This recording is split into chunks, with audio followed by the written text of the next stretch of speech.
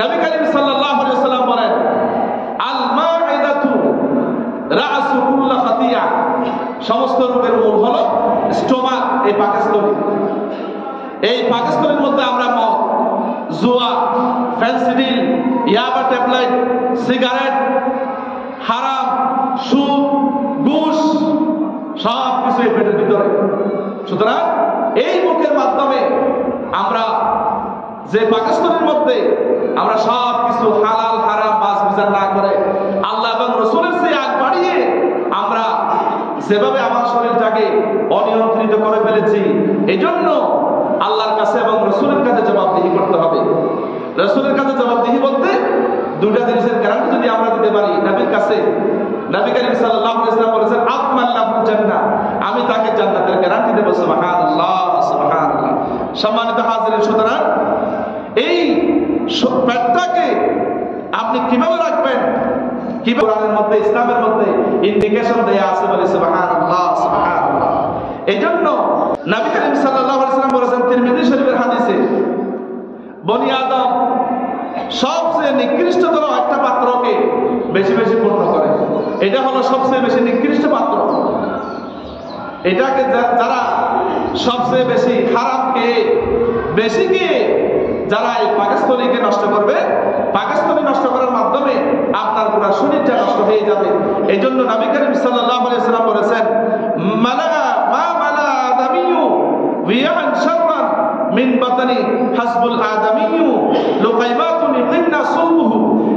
নবী করিম সাল্লাল্লাহু আলাইহি ওয়াসাল্লাম বলেন, বনি আদম সবচেয়ে বেশি একটা পাত্রকে পূর্ণ করে, নিকৃষ্ট পাত্র, সেটা হলো পেট।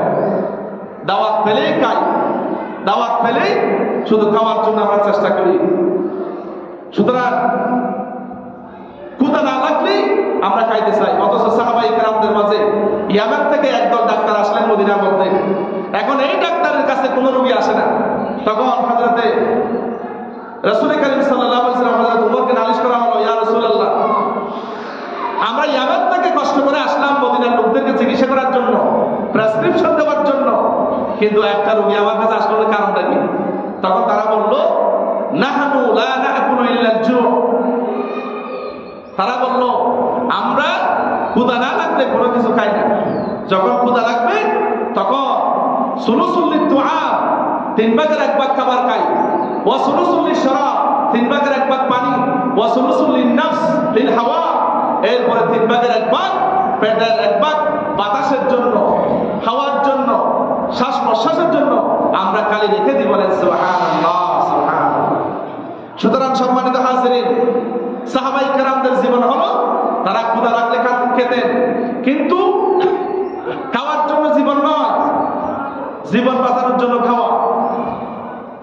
যতটুকু দরকার সামান্য 3 ভাগের 1 ভাগ খেতেন। এখন আমরা তো মাশাআল্লাহ গলা পর্যন্ত খাই, খাওয়ার পরেও বলি যে একটু লবণ বেশি হয়েছে, মশলা বেশি হয়েছে, হলুদ বেশি হয়েছে, তরকারি একটু জাল বেশি হয়েছে। যেমন মাশরুম খেতেন নবীজি, সিরকা খেতেন, ভিনেগার, আল্লাহ নবী খেজুর খেতেন, দুধ খেতেন, সবচেয়ে বেশি খেজুর খেতেন। খেজুরের মধ্যে ক্যালোরি বেশি। আপনারা ইফতার করার পরে আপনারা তৈল জাতীয় খাবার কম খেয়ে সবচেয়ে বেশি খাবেন খেজুর দিয়ে ইফতার করবেন। তৈলাক্ত জিনিস কম খাবেন, কারণ সারাদিন যখন আপনি উপোস ছিলেন, আপনি যখন তৈলাক্ত জিনিস ঢুকাই দিবেন, সাথে সাথে আপনার পেটের ভিতরে সেকাই শুরু হবে, কমপ্লেন শুরু হবে। অর্থাৎ আপনি ইফতার করবেন 3-5টা খেজুর দিয়ে, বেজুর খেজুর দিয়ে আপনি ইফতার করবেন। খেজুরের মধ্যে ক্যালোরি বেশি।